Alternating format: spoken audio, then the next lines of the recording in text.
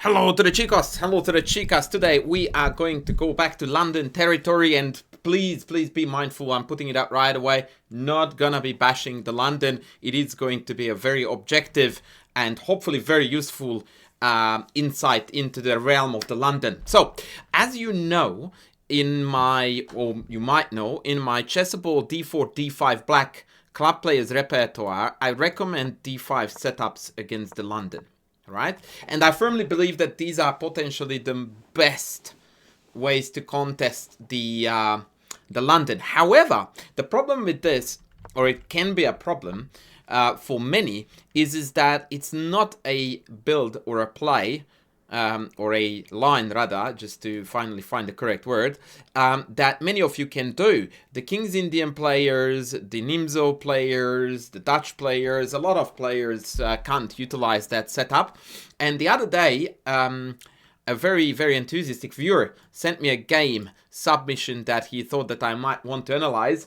And here now I'm going to kill two birds with one stone, because we are going to look at an awesome game from a fellow YouTube viewer who really enjoys my channel, and we also are going to have a look at some theoretical insights into what to do if you, just like our good friend Rouser V, is a King's Indian player and you are facing the London. So this move order actually is one way you could technically still go back to my d5, but if they start with knight f3, then you have to play g6 if you are a kid player, and after bishop f4 we transpose back into the game. So let's go.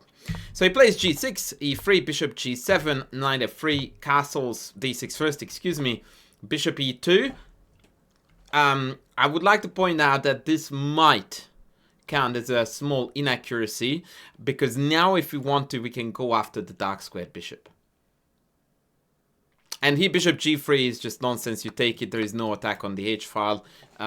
Black is already better because of the two bishops. So bishop g5 is essentially a must. Then h6, bishop h4. And here you can do a variety of things. g5, c5, and even castle is playable. I would go with g5 here because this is the most thematic. And again, if they drop back, now the take is on, but you can hold it back. If you want to, you can castle, wait for white to commit to a variety of things, then take. Too easy. The best move is potentially knight fd2, and here there are many ways to play. The exciting one, of course, is to take and go into this where the pawn structure is a bit wonky, but once again we have the two bishops. This is objectively double zeros, but this is the type of double zero that I would be excited to play, because there are lots of imbalances in the position, lots. So if we go take now, it's three isolated pawns, but monster bishop on e5. The bishop on h5 is a bit useless. h3 is a potential annoying thrust that will soften up the kingside. Fun way to play. So I think h3 is more accurate here. Bishop e2 played, we castled, h3 came, so now we are back to normal, and knight c6. This is the move you want to remember, friends. And what we are going to do now is to basically build up. Whoa, I didn't know that pressing number 6 on the mouse, on the number pad did that. So we are gearing up for a King's Indian attack type of setup. What we want to do is to play for an early e5 as soon as possible. Now, a mistake that I see very often people make is that they prepare with rook e8. Don't be this guy. We get a tick. That also is a testament to how useless the engine is with giving pieces of advice, because this move actually does not support your e5 break. Because now after take, we are losing e5. And the reason why the engine doesn't highlight that this is a bad idea is because the engine then is not going to follow it up with e5, and then it's still passable, because after all we are playing against the London. But yeah, don't do that. Queen e8 is one, where we remove ourselves from the file, and now we are also supporting e5. But hey, guess what? We can actually just throw e5 in. The downside to this is that it might fizzle out into a symmetrical pawn structure. The idea being knight e4, of course, when the pawn is glued to e5 because b2 is hanging. And then knight d2, and here comes another cutie. You can take on d2, but you can also just take this if you want something really fancy. But again, after bishop h2, trades will begin to happen, and likely the position is going to fizzle out into some kind of a level situation. So of course we can play this for a win with black, but symmetry is definitely going to be a bit of a hurdle to overcome. So knight d7 instead played. So once again, queen e8 and knight d7 are the two preparatory measures that I recommend to prepare e5. And the big difference between this and the immediate e5 is that now, if you want, you can keep on retaking with pieces. Right? Take, take, take. And this way the pawn symmetry has been dodged. And obviously white now doesn't want to take because that would give up the two bishops. And now this is a really prosperous long diagonal bish. I actually prefer black. So this is why we go knight d7.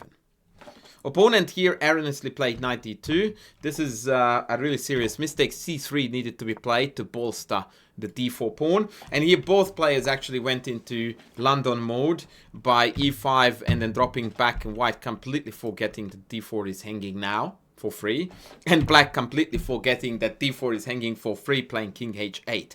Now, a word about king h8. In my book, if you want to go f5, then go f5. The engine says no bueno, but the reason why we are getting this big fat red cross is not because it's a bad move in terms of strategy or it makes a mistake. It merely is a mistake because we don't take d4 for free.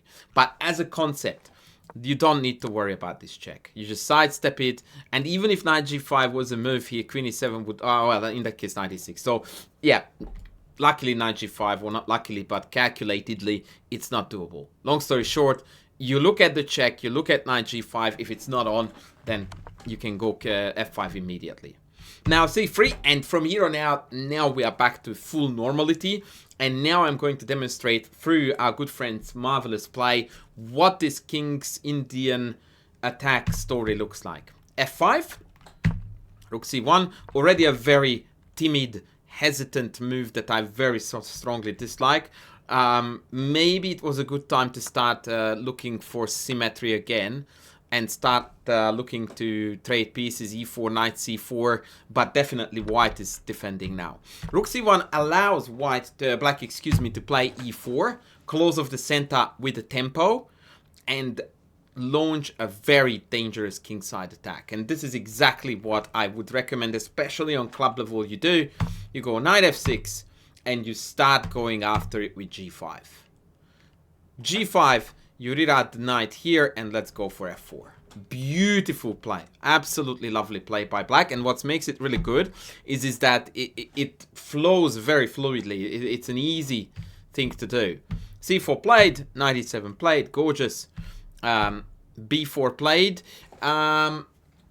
Yeah, I guess white should have recognized here that they were hitting way too late on the queen side, and they needed to put up some resistance on the king side / center, and that was to be done with f3. This would have been best, but even here after take, and then g4, I believe h6 might be playable, but g4 is definitely where I would go. Take. White is still in noticeable trouble here, as e3 is an eternal weakness. Okay, they didn't play f3, and that was it. That was their last chance. Now f3 is really bad because after take g4, now all of my pieces are optimally placed on the king side. So white pursued the queen side counterplay, but there was none to be had. Absolutely none to be had. And now we are basically in a French reverse structure where the bad French bishop is not behind the chain but out here. Now that is very promising for white, as long as they don't get overrun on the king side before they could hit on the queen side. And white is about 3-4 moves late to this party. Check this out. b5, very logical, and f4. I love here black's relentless attacking style. No need to adjust, no need to do anything. You just go for it, man, and that's it. It will take care of itself. Loving it. Takes. Obviously, the engine is not impressed or excited, but it's difficult to recommend anything better. f3 was a pending threat. That was the reason why white decided to take. Maybe rook e1 was a slightly better attempt when f3 can be met by bishop f1. And here, I think the engine wants something rather ugly. Bishop h6, I suppose, to put pressure on the pawn. But also both queen moves to bring the queen into the game are on the list of mentioned moves. EF, not good. GF, very good. And here white, again, in a state of panic, plays f3. Yeah, this is really seriously asking for it. But it goes to show, by the way, the power of the setup. It is super easy to send players into panic mode, into, oh my god, I'm getting overrun, oh my god, I'm getting attacked like crazy and I haven't done anything on the other side. And usually this kind of mentality leads to mistakes like this. So yeah, rook e1 was vital. Take, f3, and now it's all Carnage City. But I'm going to point out a couple of interesting, at least one interesting diversion from the game. So knight h5, brilliant. Queen e1, white is dead. So I'm not gonna comment on their choices from here on out. Bishop f6, and this was an interesting point where queen g5 looked like a much more natural choice. Introducing the threat of bishop takes h3. White's only response is king h1, and here we can go in for the kill with check, takes, and takes. Now this looks counterintuitive at first sight because it clogs up the g file, but tactics are tactics. Bishop takes h3 is essentially unstoppable. They have to go rook g1. Now we play queen h4, introducing again the mate threat. And after bishop f1 comes the most joyful move of the whole operation, e2. That is a super sexy move. Now bishop e2 allows checkmate in few, whereas queen takes allows the knight to come in with a big fat tempo. Queen d2, and now we take again on h3, and it is all over. The white king cannot avoid its fate, and it's going to get checkmated. So here, this was definitely a preferable attacking method than bishop f6. That being said, with the idea of bishop h4 and then penetrating on the dark squares, this is also completely winning. Bishop d3 played, bishop h4 played, queen e2, and here white again, excuse me, black could have recreated the same attacking pattern with queen g5. We played rook g8. This is a bit slow again. But this is the reward you get when you are so completely winning. Your opponent can't do anything. Take, rook takes back. Now bishop h3 is on. Knight e1, and bishop takes h3 brings about carnage. King h1, and although bishop f5 was a good move, here again the most thematic finish would have been check, takes, bishop takes, pawn takes, and queen h4. With unstoppable checkmate after, well, queen g2, bishop e1, and white is losing the queen or gets mated. It's all kinds of tragedy. Yeah, so this would have been a neater win. Queen e, bishop here, and then you bring in the big boys, and yeah, this is gonna be all over Red Rover very, very soon. Actually, let's play this out because it's a very lovely mate. Rook g2. This is the idea. And then take, check, checkmate.